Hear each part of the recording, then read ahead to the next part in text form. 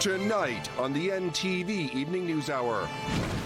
Churchill Falls negotiations have officially restarted, just as the province gets a warning to clean up its finances or face a credit rating downgrade. There is an opportunity here for a win-win-win. A contract is awarded to remove the former fish sauce plant in St. Mary's. Like I said, I'm going to assure those residents everything's done proper. They have no worries. And where are they now? NTV's Rosie Mullally profiles trailblazing former mayor Shanny Duff. And I'm live tonight from the Whitburn area where we have a luxury cabin that's being given away. We're going to give you all the details and talk about how the proceeds are staying right here in our community and all the good that those are doing. That, a little bit of a cooler Friday ahead coming up. The award-winning NTV Evening News Hour with Tony Marie Wiseman, Michael Connors, and your weather forecast with Ryan Harding. Good evening. Negotiations have officially restarted with Quebec to try to get a deal on the Churchill River. Premier Tony Wakeham confirmed the news today. The same week, one of the bond rating agencies downgraded the province's outlook from stable to negative. NTV's Ben Cleary has tonight's top story.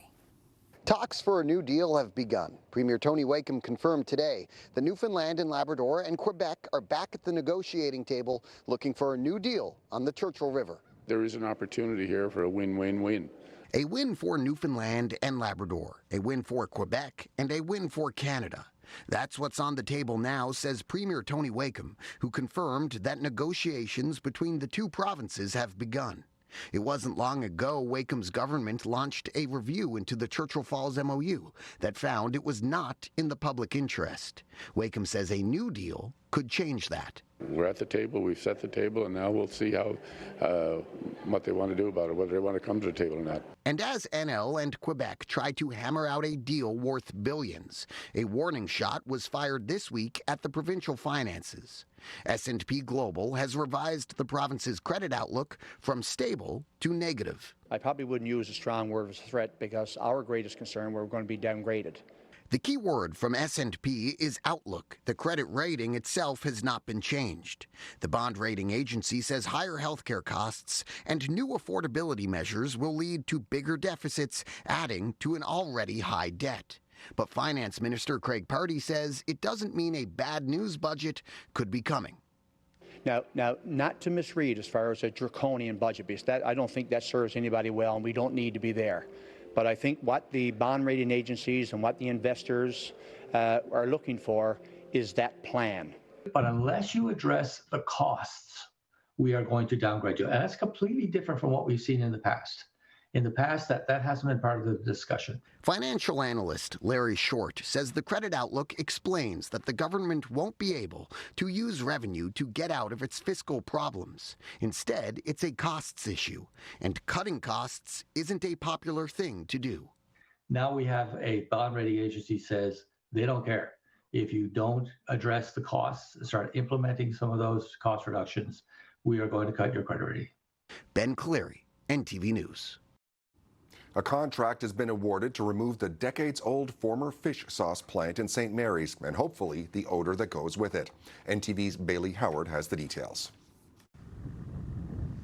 This former fish sauce plant has been described as a dark cloud over the town of St. Mary's, one that Mayor Steve Ryan looks forward to putting behind him this summer. We have to get this out of our town, out of this part of Newfoundland, and properly disposed of. The province has awarded a $1.74 million contract to Capital Environmental for the job. Inside the decaying building sits 110 vats of fermented fish sauce, 50,000 sauce bottles, and hundreds of eroded pineapple juice cans, left behind by the previous owners, the Atlantic Seafood Sauce Company Limited, who abandoned the building and its contents in the early 2000s.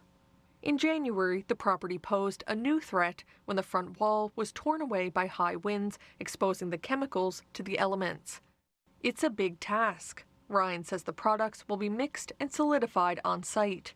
Then the estimated 300 to 400 loads will be transported and buried at the Sunnyside Waste Management Facility about 2 hours away. I'm going to assure those residents everything's done proper. They have no worries. And that will start at the end of the month as to not interrupt the end of the school year.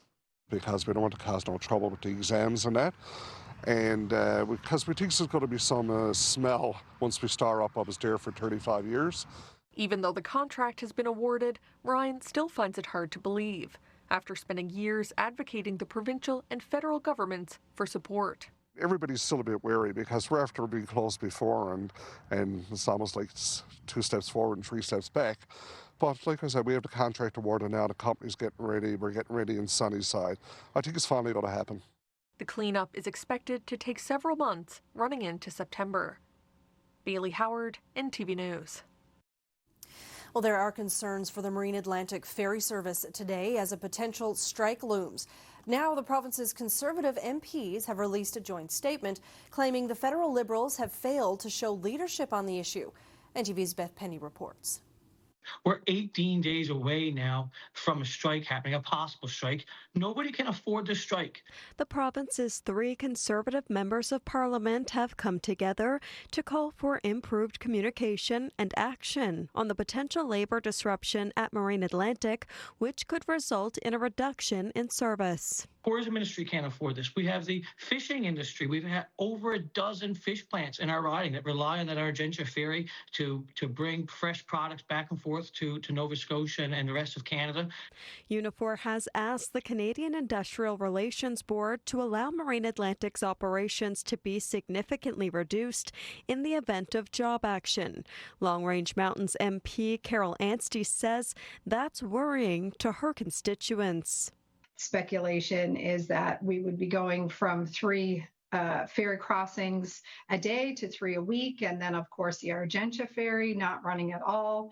And so when you have constituents reach out and talk and say things like devastating to the province, and then also of course concerns around food security.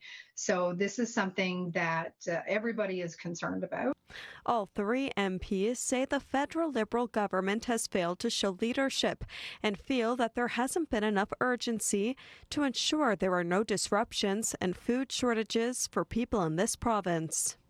It sort of makes us feel that there hasn't been enough action, that they haven't done everything in their power to get the parties back to the bargaining table. And so this is where we have a lot of concern, because now we've got all this speculation, and this is causing all kinds of panic and potential loss of reputation in terms of the reliability of people getting on and off the island during this peak tourism season. And then, of course, we've also had lots of people reach out from the trucking industry who are having some grave concerns because, as we know, capacity has always been an issue with Marine Atlantic. And so this just ups the concerns of everybody. According to a bargaining update from Unifor, conciliation expired on June 8th, and there is now a 21-day cooling-off period underway before a strike or lockout could begin. Beth Penny, NTV News. She is one of the most prominent female figures in the history of municipal and provincial politics. In her continuing series, Where Are They Now?, NTV's Rosie Mullally sat down with former St. John's Mayor Shanny Duff. I actually loved politics, really, really loved it, and I'm still a political junkie. When it comes to female politicians who've made a mark in this province, it's hard not to think of Shanny Duff. In over 3 decades representing constituents at both the municipal and provincial levels, Duff has been a trailblazer, a passionate advocate for heritage and housing, and a force to be reckoned with. I do think politics is extremely important, and democracy is extremely important. My biggest thing that I worry about is apathy and people not caring to be informed about what's going on. Duff always cared for what was going on. A nurse in her early years, it was on her adventures to Europe with her late husband, Dr. Frank Duff, that she developed a new understanding for the importance of heritage and culture. In the 1970s, she directed that fervor here, rallying against downtown developments such as Atlantic Place. It prompted Duff to run for city council, and in 1977 was elected to her first term. I guess I decided at that point, because I had been in and out of City Hall so often on protests and things, that if you can't beat them, you join them. Duff had to overcome big discriminatory hurdles to be heard. But I found myself in a room with just me and all the men. They were not terribly welcoming, neither was the city manager of the day. And you know, you just had to hang in there and learn what you could. She learned quickly to stand up for herself, going head-to-head with some big guns, most notably former Mayor Andy Wells, who in 2006 called Duff a stupid old woman. Duff said Wells was a bully and refers to him as Newfoundland's answer to Donald Trump. He likes to have people who follow him. He wanted to be the leader of the band, and I wanted to be the leader of the band, so we fell out on certain issues, and Andy is an unforgiving sort of person. After that, Duff played a key role in bringing in measures against workplace harassment. Before Wells died in 2021, Duff said the two did meet and had a cordial conversation. Today, it saddens her to see the lack of decorum on display in local politics. It is a partisan incivility very often, and I don't like it. I think hopefully it'll wear itself out, because I think voters, generally speaking, are getting a little fed up with it. Duff had a stint in provincial politics in 1989 when she won the St. John's East seat as a progressive conservative. But she left in 1990 to run for mayor. She held that position for 3 years before losing to John Murphy. Duff retired from council in 2013. During her tenure, she made a huge difference in heritage preservation and affordable housing in the city. The two are I think, linked in the sense that healthy neighborhoods and maintenance of heritage housing is a lot better than demolition and putting up high-rise towers. Our heritage landscape is actually one of our big assets here for tourism. It's about appreciating the things we have. And Duff, who will turn 90 next month, appreciates what she has. While she lost her husband in 2024, she remains close with her 5 children and several grandchildren. She maintains a keen interest in politics and serves on various boards and committees. She plans to continue for as long as she can. You know the Shanny song they sing, I'm going to live till I die? Well, that's my motto. I'm going to live till I die. Rosie Mullally, NTV News. Tonight's business report is brought to you by the Take Charge Business Efficiency Program. Looking for energy savings and rebates for your business? Start by talking to the Take Charge team. Markets close in the green today as energy prices ease down. The TSX up 520 points to 34,671. The Venture Exchange up 34 to 947. The Dow rose 930 points to 50,849, and the Nasdaq up 640 to 25,810. Gold up $138.91 to $4,211.22 U.S. an ounce. Brent crude oil down $3.99 to $89.11 U.S. per barrel. The Canadian dollar down 0.08 to 71.63 cents U.S. Fortis up 4 cents a share to $78.81. Labrador iron ore up 66 cents to $27.70, and Altius Minerals up $2.65, closing at $56.30. Tonight's weather brought to you by... Check out the GMC 0% event. Get 0% financing on select 2026 GMC models and trims. See your dealer for details. Well, one of those days, sun on the Avalon. I think it was kind of rainy elsewhere. Yeah, I believe so. It was a little bit of a surprise nice day today, but I do hear that the temperatures are going to cool down a little bit. Ryan Harding is joining us live, and Ryan, you kind of teased that you got a special guest for us this go-around. Sure do, absolutely. So we're in the Whitburn area. Goose Pond Country Properties is gorgeous, and we're in a luxury cabin. And that's good, because that's what is being advertised as being up for grabs by the Easter Seals. So we're going to tell you once more how to get your tickets, and a little Coles Note versions from Mark here with Easter Seals on where we are exactly, and just that, how can you get your hands on some tickets? Yeah, we're in this beautiful luxury chalet built by Core Contracting, fully furnished by Cohen's and interior decorated, custom designed, and your style kitchens with a beautiful kitchen in the back, and so on and so on. The big thing is that the early bird deadline is tonight, midnight, to be in for the Steel Mazda CX-5 GT, beautiful machine.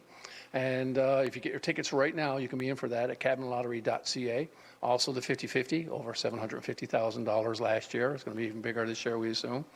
And it's just, fantastic. Many, many prizes, from Wiseman sales on a Yamaha Grizzly and a Jet Blaster and so on. So just an amazing lottery that we've been running now for about 12 years. And it's been a success, and it's been helping out Easter Seals participants, persons with disabilities throughout the province, and families. And so we're really, really happy and really proud about it.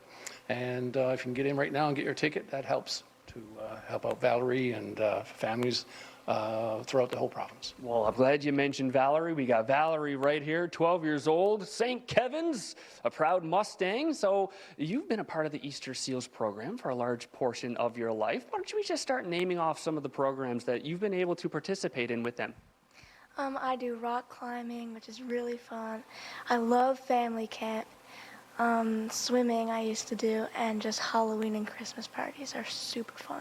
And when we were talking off camera, I asked what are some of the things you look forward to going to these programs? And you mentioned all the friendships you've made. So can you tell me a little bit about how that's been for you? It's been really cool. Like me and my friend Alistair, we run down this big ramp in the hallway. It's so fun, even though it's a really small thing to do. So I guess it's safe to say the Easter Seals has played a big part of your childhood. And what is it about camp that you enjoy going to so much?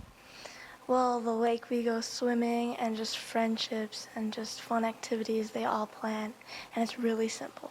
Awesome. Well, thank you so much for this. We're going to hear a little bit from Mom and Dad, but again, just a reminder that it's kids in the province that benefit from all the proceeds brought in for this cabin and all the prizes that Mark mentioned. So to get a parent standpoint from it, we have Dad, Dwayne, Mom, Tanya, and Dwayne, I know I said I was going to talk to you second, but sure, look, here we are.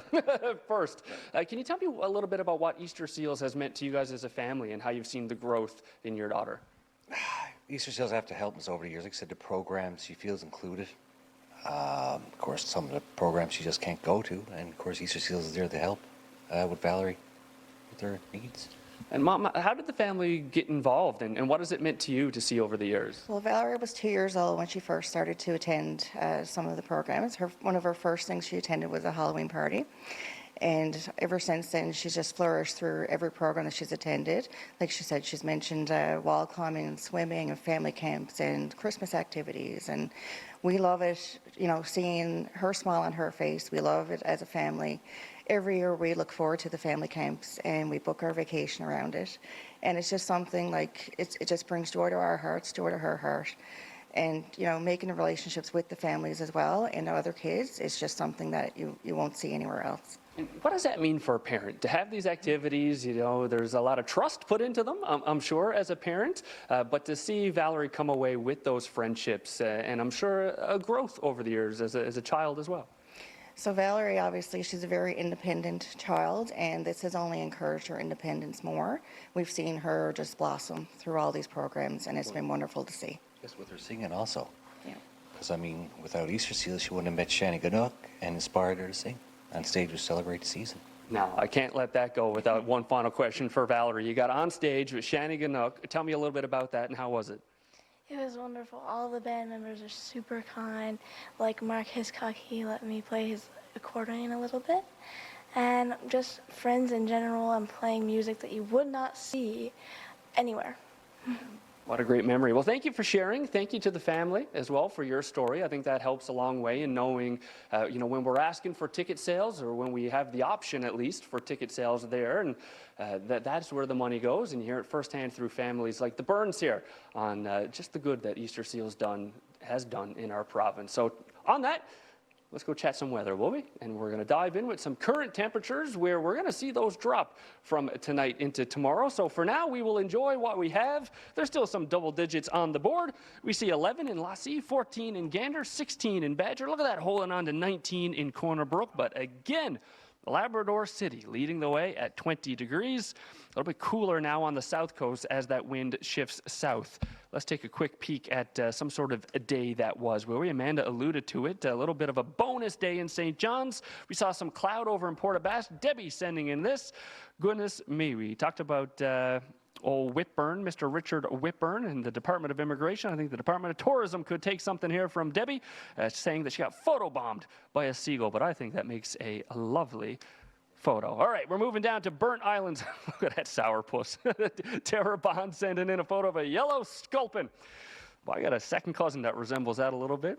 It's just shocking. Well, now I got all my second cousins wondering who I'm talking about. All right, thank you for that. They were out getting some lobster, and that fell into the trap. Linda Lane sending up from Twillingate. You talk about tourism. Look at that, a full boat. You love to see it with the iceberg in the Twillingate region. All right, we finish things off down in Torres Cove, where we have Winnie and Maverick taking in that bonus day that was on the Avalon. To be fair, a little extra rain on the southern side by the looks of it. On again, off again, light rain, which we're going to see this evening at times. And we're going to use the World Cup to help tell that story on the Avalon. Yeah, it all kicks off tonight. Mexico and South Africa. Look at that. Canada, Bosnia, and Herzegovina kicking off at BMO Field in Toronto. So these are temperatures and conditions in St. John's and the Avalon region there for those games. But I'm going to take this moment just to let you know that I'm going to be off for about 2 weeks after this evening, because I'm going to the World Cup. And I can't wait. Not going to see the Canada-Bosnia-Herzegovina game, but the two in Vancouver I will be at. So if you're watching Canada-Qatar, Canada-Switzerland,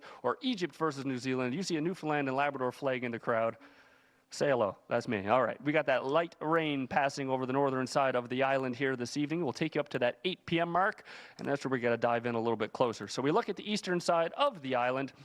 On the south side of the Avalon, there are those light showers passing through. So a couple things to take note here. One, a little bit of rain passing through Gambo, Glovertown, Eastport area over the Bonavista Peninsula at that 11 p.m. hour. It's through the overnight that we start to see that move over the northern portion of the Avalon. But take a look at that wind.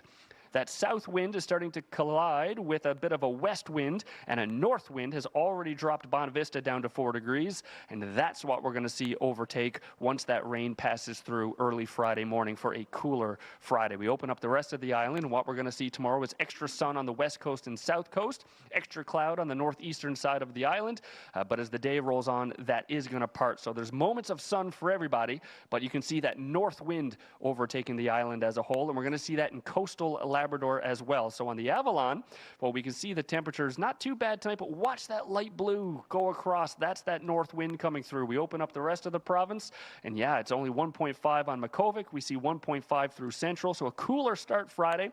And again, I said this seemingly the last 3 or 4 days, not quite as high a runway for those daytime highs. Slowly but surely, we got a little bit cooler as the week went on. So you can see here by 8 p.m., not a whole lot of a difference from that afternoon hour, so pretty consistent. But what we do see on the northeastern side of the island and up into Cartwright, you can just tell that that wind is coming in a little bit quicker. So we'll take a quick peek and see that that south wind this evening, not a whole lot to it. Yeah, there's a little bit of wind up in St. Anthony and Port au Choix, and those are the numbers that we're going to see spread over the northern side of the island through the overnight and into Friday morning. So the top gusts are going to be in that 30 to 50 kilometer per hour range. So you're really going to feel a difference in that, because while we have had that wind come from that direction over the last 4 or 5 days, it's been relatively light, hasn't it? So that's how we've been able to retain some of those temperatures outside of Bonavista, because Bonavista, to be fair, has been a little bit cool. So next time we get together, we'll just show the last final moments of this evening in Labrador and roll that into tomorrow as well. And we'll take a 3-day and a 5-day forecast, get you through the weekend and the start of next week, and we'll see what's in store in terms of temperature, wind, and any precipitation there. Michael, Amanda? Thanks so much, Ryan. We'll see you then. Well, anglers are back on the province's rivers this month with the return of the Atlantic salmon. But at least one conservation group says they'd like to see more done to combat the impacts of climate change in light of decreasing returns. Here's NTV's Colleen Lewis. 10 years ago, the Exploits River was seeing a rebound in numbers of returning Atlantic salmon. In fact, at peak, those numbers topped 40,000. But today, there's a shift as climate change and unexpected flooding has taken a toll. We've seen numbers on the exploits fluctuate in the last 5 or 10 years. Some years they're up, some years are down. Last year we had around close to 20,000 fish, which was up a little bit from the previous year. So yeah, it's kind of a cyclical thing, I guess. We've had upwards of in the high 40s as a peak here quite a few years back now. But yeah, and I'm attributing a lot of that to the impacts of climate change. We've noticed that Once the salmon have laid their eggs and their reds and stuff, in the last few years, probably 3 of the last 4 years, we've had high, kind of like flood-like conditions in November month, and those reds have basically been washed away. So the survival rates of those fish are quite down. Flows on the Exploits River are controlled by hydro, which can sometimes decrease the impact of low water levels.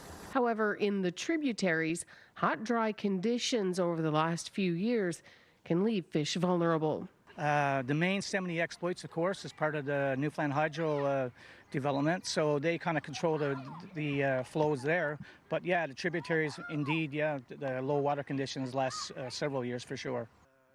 Terry Paul hopes government has a plan to prevent those numbers from being reduced further. I'm thinking about the impacts of climate change for sure. We're going to have to look at these impacts on the reds, and maybe look at some kind of mitigation, whether it be selective stocking of salmon fries into these tributaries that have been impacted, but like they're doing on the mainland, like on the Miramichi and stuff.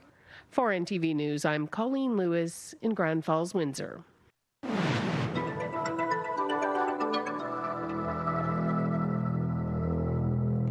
A collision at a busy St. John's intersection last evening resulted in significant damage to the vehicles involved, but no serious injuries were reported.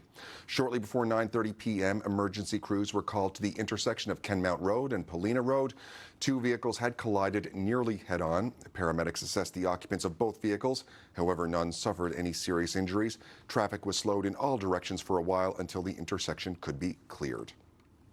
Well, Exploits TrailNet has pleaded guilty to 2 charges of taking unauthorized possession of crowned land and now faces fines.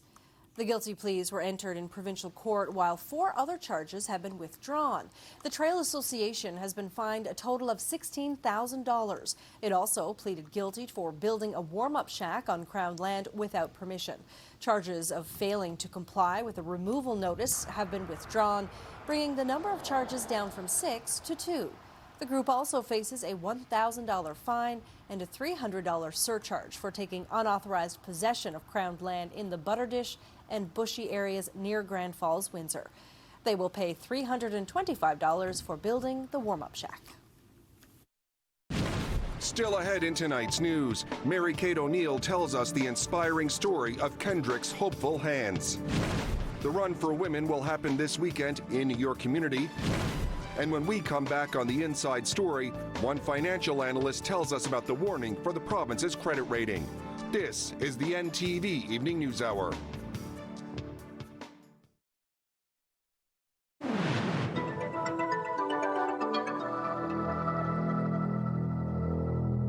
Welcome back to the NTV Evening News Hour. Tonight on the Inside Story, we hear from financial analyst Larry Short, who spoke about S&P Global Ratings' revised credit outlook for our province, moving it from stable to negative. Oh, it's a warning shot. So understand that what they're saying is things are really good right now. However, if you don't address the costs, so they recognize the incredible opportunities that the province has before it in terms of development of the Churchill River. And they said, yeah, we're going to include that as your future revenue. We're going to include the fact that the price of oil is more than likely going to go up. And we know mining is going to be doing really well. And even the fishery is recovering quite nicely. We know all that, that's good, but unless you address the costs, we are going to downgrade you. And that's completely different from what we've seen in the past. In the past, that hasn't been part of the discussion. So it is a very different approach to they're going to downgrade the bond rating, and that is going to increase the cost of borrowing. And if it continues as a trend, it could be very, very difficult for the province to borrow at some point in the future. Or if we have a cataclysm happen, if we have another COVID, if we have another 2008 event happen, if we get a huge worldwide recession, then that could really cost us the ability to borrow, and meaning that all of the things that were talked about in the Green Report of making cutbacks, suddenly we lose the option and we have the cutback. And when that happens, the very poor in the province are hurt the most. Each of the various governments, no matter what party has gotten in, has hoped to revenue their way out of the problem. And what Standard & Poor's is saying is you can't. that at this point, unless you address the costs, that they are going to do the downgrade. And why that's important is because our revenue fluctuates so much depending on oil, on the price of iron ore, on other developments, that we can't control that side. The only thing you can control is your costs. So in the past, I've criticized the government because they didn't have a plan. Now they do have a plan, and it's called the Green Report. And the difficulty is that each of the political parties has recognized that if they implemented the Green Report, the ability to hold a caucus together would be very, very difficult. And the likelihood of voters getting up in arms and not voting for them in the next election would be quite high. Now we have a bond rating agency says they don't care. If you don't address the costs, start implementing some of those cost reductions, we are going to cut your credit rating.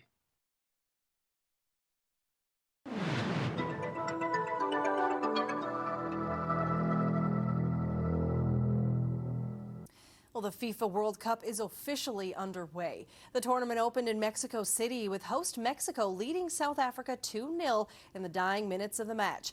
Meanwhile, Team Canada opens its campaign tomorrow. Toronto and Vancouver say they are ready to host their respective World Cup games with less than 24 hours to go until the first match on home soil in Toronto. CTV's Heather Wright has more. 4,000 kilometers from where the World Cup officially kicks off today in Mexico City, a mariachi band opened the festivities at Toronto's Fan Fest. A sea of green, with Mexican fans coming out to watch their team kick off the 2026 World Cup. We are so far from Mexico right now, but we can feel the vibe right here in Toronto. Toronto's official World Cup motto is "The World in a City," fitting for the most diverse city on the planet. These friends traveled from Mexico to Toronto just to experience the atmosphere of a World Cup. I mean, you ask all these people around here, they're from all over the country, all over the world, to come and watch a match, so it's exciting. Toronto will host 6 matches over the next 3 weeks, while 7 will take place in Vancouver. Residents can expect road closures, heavy traffic, and detours on game days, with both cities asking people to park their cars at home and take transit. Canada opens its tournament tomorrow here in Toronto, and Mayor Olivia Chow says the city is ready. Thousands of people working together. We are so ready. The world has arrived to the city of Toronto. No World Cup is without controversy, and ticketing has been a big one this year. Much of the criticism has been leveled at FIFA and its dynamic pricing strategies, which has led to some of the most expensive World Cup tickets ever.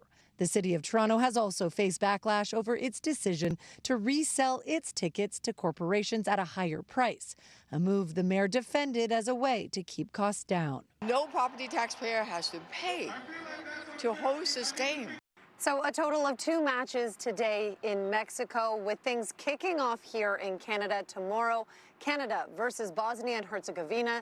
That match goes at 3 p.m. Heather Wright, CTV News, Toronto. Tonight's weather is brought to you in part by your Atlantic Ford store. Certified expertise, verified for your Ford. Keep your Ford a Ford. How are we doing, Newfoundland and Labrador? Live just outside Whitburn. In fact, you can see beautiful Whitburn behind me over the pond. We're in that luxury cabin, cabinlottery.ca. Early bird prize deadline tonight at midnight. Get yourself a brand new rig. So we've been talking to Mark from Easter Seals all evening. We're going to get a quick one from him again. We heard from Valerie and her family on some of the help that is done by Easter Seals, and the proceeds going towards that will help families like the Byrne family. But Mark, there's another project that you have on the horizon that you're hoping some of the proceeds will help fund as well. What is that? There is. This actual fundraiser also goes towards us trying to raise funds for phase 3 of an accessible, inclusive park and playground that we're trying to build. We've already built phase 1 and 2, a playground and an outdoor pavilion with sensory gardens and everything, beautiful spot. And now we're trying to raise money so that the kids can play outdoors, and the parents can be in bleachers. They're accessible bleachers too as well. But finally they can sit down and watch their kids play in front of them, wheelchair basketball and sledge hockey and rollerblades and archery and bocce and everything. So we're really excited about that, to be able to actually have a place where the kids can play teams and the parents can sit and watch. And just as important, right beside it will be an outbuilding that will house our 2 free accessible equipment loan programs that we really need to have the space to do it proper and be able to bring accessible equipment to all kinds of families in need all across the province, Newfoundland and Labrador. So pretty important stuff.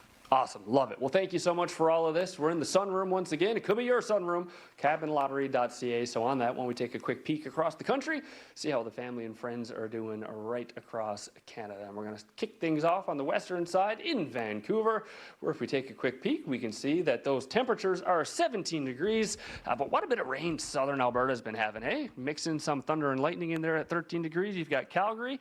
That rain moves across the prairies, but looks to be outside of Regina and Winnipeg right now, and Thunder Bay as well for that matter. 30 degrees in Toronto, where we have that big game tomorrow. Canada kicks it off at BMO Field. Montreal, 29 degrees. Whew, high 20s right across the Atlantic provinces and into Labrador. The western side anyway, but we lose it in St. John's at 10 degrees. All right, let's bring it home. Did you see this over the CBN region? I tell you, I got a lot of these photos coming in, a lot of questions. William Howell sending this cloud formation in. That's a fall streak hole, also known as a hole punch cloud. Have you ever heard of it? Listen, I had to Google this one, so if you didn't know, you're in company with me. So to put it simply, you have some cooled water droplets that are still liquid, not quite frozen yet, in the clouds.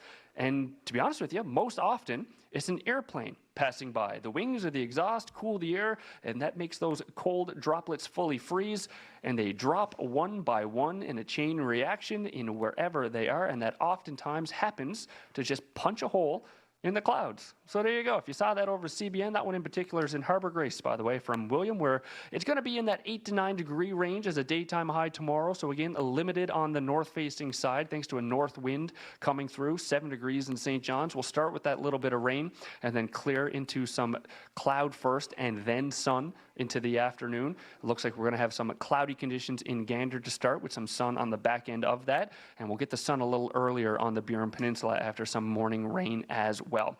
So West Coast, we saw it on the radar a little bit early, wide open to kick off your day. It clears nice and early. We're going to get a little extra cloud on the south coast at times, but also join in on that sun relatively early. Some cloud a little long-lasting in the central region. So for Grand Falls, Windsor, hang tight. The sun is coming tomorrow, but the daytime high is limited with that north wind to 10 degrees.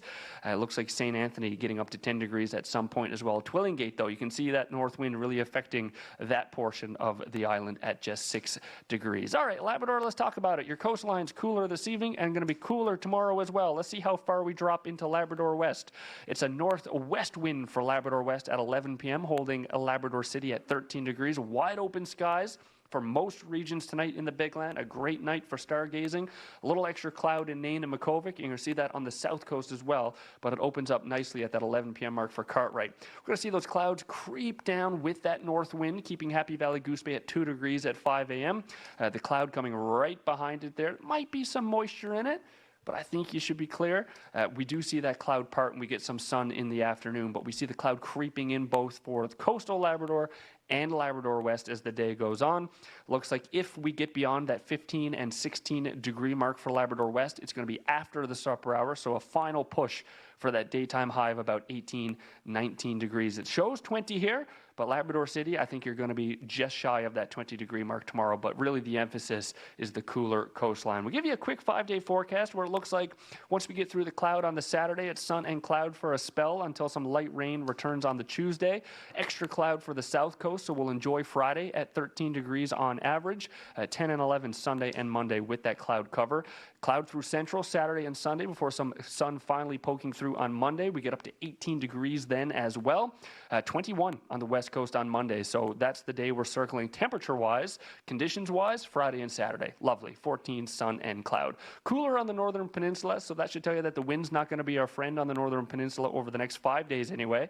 Rain coming on the Tuesday. We'll match that Tuesday with rain on the south coast of Labrador and the single digits up until the Monday, Tuesday. It's 7s across the board until we do one better with 8 on the north coast. Rain late Monday leading into Tuesday. Happy Valley Goose Bay having the exact same conditions there. there, the extra cloud on the Sunday, teens throughout. And we'll finish off in Labrador West where, we got a little bit of rain coming through. And I can show you that really quickly, actually. And we'll finish here.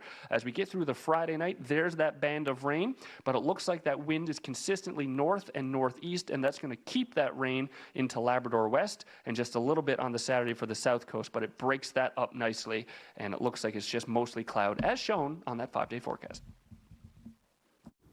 Well, it's time for a quick break, but do stay with us. Coming up, a lovely story from Mary Kate O'Neill, the owner behind Kendrick's Hopeful Hands. Stay with us.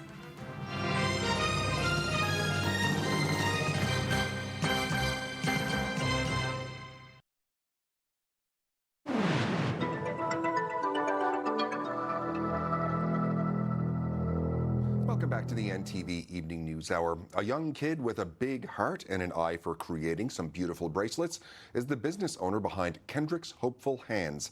NTV's Mary Kate O'Neill has the inspiring story.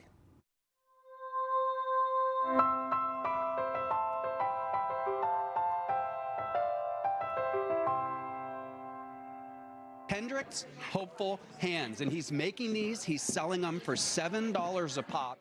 Over $2.8 million was raised this year at the 42nd annual Janeway Telethon. That wouldn't be possible without the kindness and generosity of people across the province, including 8-year-old Kendrick Quillatang. I'm wearing one too. Me too. Kendrick is the founder, CEO, and president of Kendrick's Hopeful Hands, a bracelet business venture that Kendrick started in April with his parents. At first, he helped me making the bracelet, but now I don't. And then I finished the rest of it. Kendrick is currently staying at the Janeway Children's Hospital. Originally from the Philippines, Kendrick and his family came to St. John's for better access to medical care for Kendrick, who is currently battling an aggressive form of leukemia. He started his journey of chemotherapy here when he had his first relapse in the month of June. They gave him chemotherapy from scratch again, and then prepared him for bone marrow transplant in Sick Kids in Toronto. The Janeway is a safe haven and lifeline for so many families in this province, not just Kendrick's. So really, it was a no-brainer to take the funds from his bracelet sales and donate it right back to the Janeway. You don't want to be in this kind of situation, yes. But knowing that a lot of people is there to help you, you can really focus on what really matters is you to be with your kid and to help them to recover and be more positive each and every day. When we asked Kendrick what it was like to hear everybody say his name on the Janeway Telethon this past weekend while wearing the bracelets he made, he said it's kind of similar to being famous. It just felt like when they're saying Kendrick Lamar's name, but there's no Lamar in it. The Quillatang family says they're going to continue making bracelets and hopefully other kinds of jewelry in the future. But most importantly, they're going to continue supporting the Janeway, and they hope that you do too. For Inspiring Annelle, I'm Mary Kate O'Neill.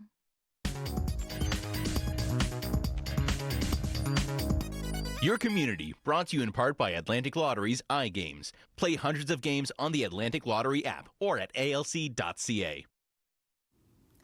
Well, the Run for Women in St. John's will take place this Saturday, raising funds to support two vital programs at Stella's Circle, the Naomi Center and the Just Us Women's Center. NTV's Mary Kate O'Neill is back with details about this year's run.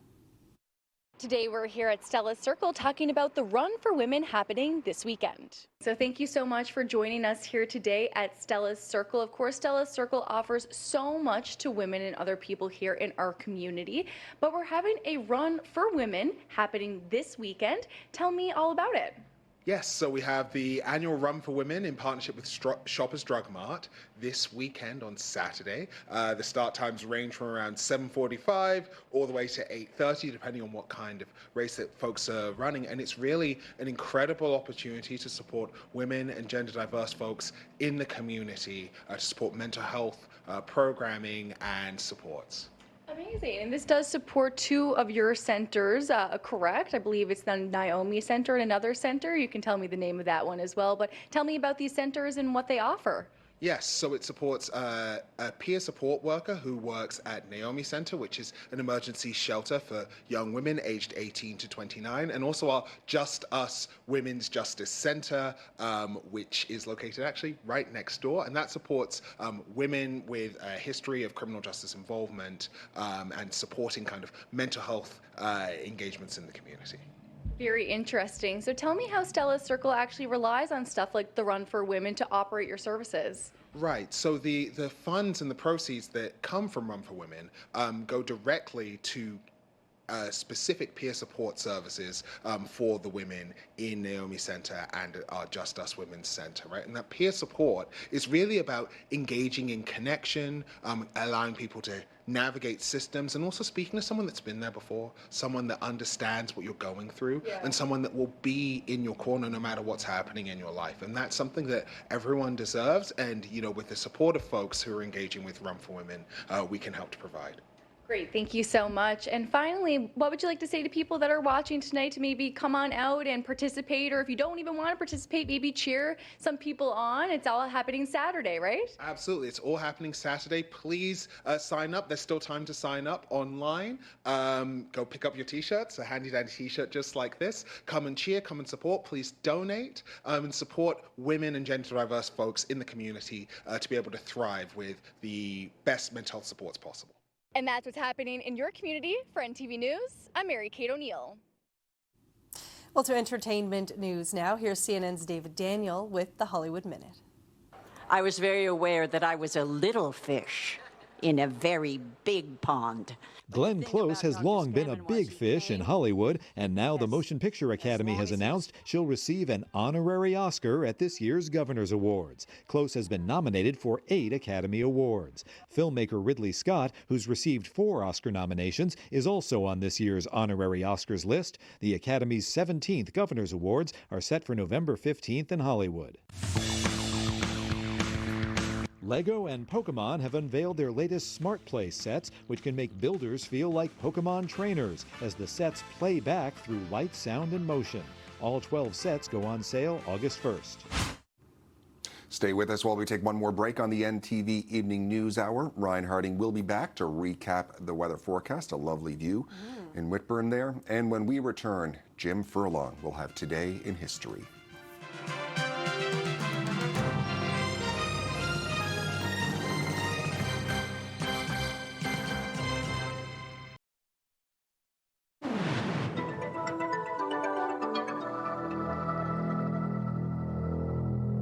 Welcome back.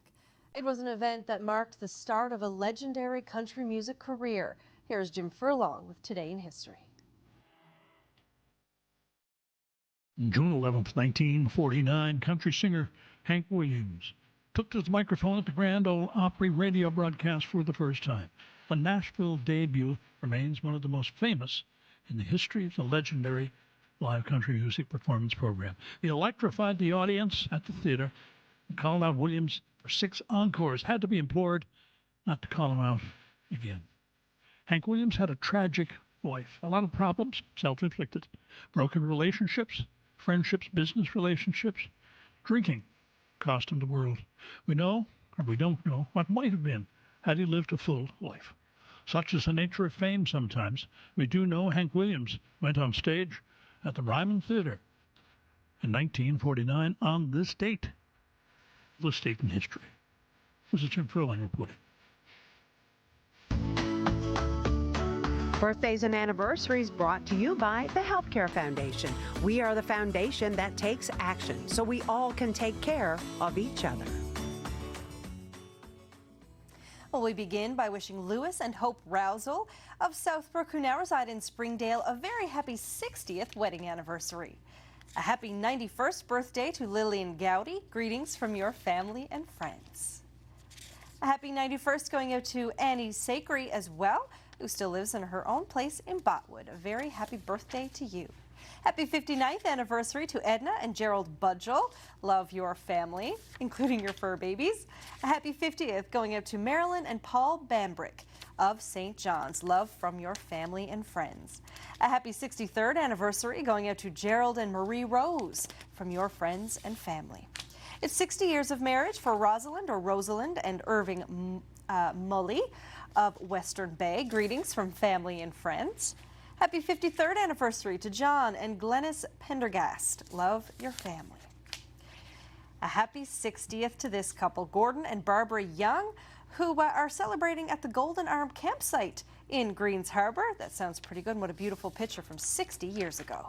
A happy 50th. This one, look at this great one coming to us from Shannon and Trudy Sims of Happy Valley Goose Bay. They're celebrating their golden anniversary, and there they are on their wedding day. Another picture of a wedding day bliss. This Gary and Annette Foote of Lewins Cove are celebrating 50 years of marriage. Happy anniversary. A happy 90th birthday going out to Margaret Sims from your family, including your 4 great-grandchildren, currently residing at Crosswinds Senior Resort in Robinsons. A happy 50th going out to Bruce and Elizabeth Parsons of Irishtown. Love your family and your grandchildren especially. A very happy 97th birthday going out to Maggie Laney of Stephenville. Lots of love from your family and friends. And it's 62 years of marriage for Thomas and Lillian Daw. A very happy anniversary to you. Happy 60th going out to Robert and Sheila Cashin of Corner Brook. Wishing you many more happy years to come. I love those wedding photos. A happy 50th anniversary to Graham and Cleo Kelly of Burlington. Enjoy your day. Best wishes from your family. Well, there we go. Vacation starts now for me. I think I'm going to hang out here for the weekend. The cabin's so nice, and if you win it, you're going to have me out for a barbecue. I tell you, the view is absolutely spectacular. Early bird deadline, midnight tonight. Again, proceeds going towards Easter Seals projects that we learned about tonight. Don't forget the 50-50.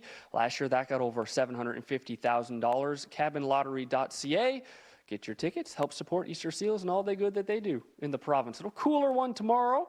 I think Amanda or Sharon Snow actually might be in to bring you that news tomorrow. And then after that, we'll leave it to Amanda and Mary Kate O'Neill to take it away. We'll see you in 2 weeks, boss. Enjoy your time. You deserve it. See you later, Ryan. And that's it for this edition of the NTV Evening News Hour. Thanks for joining us. Stay with us. Up next on Global National, a Toronto police officer is fatally shot. Good night. Bye for now.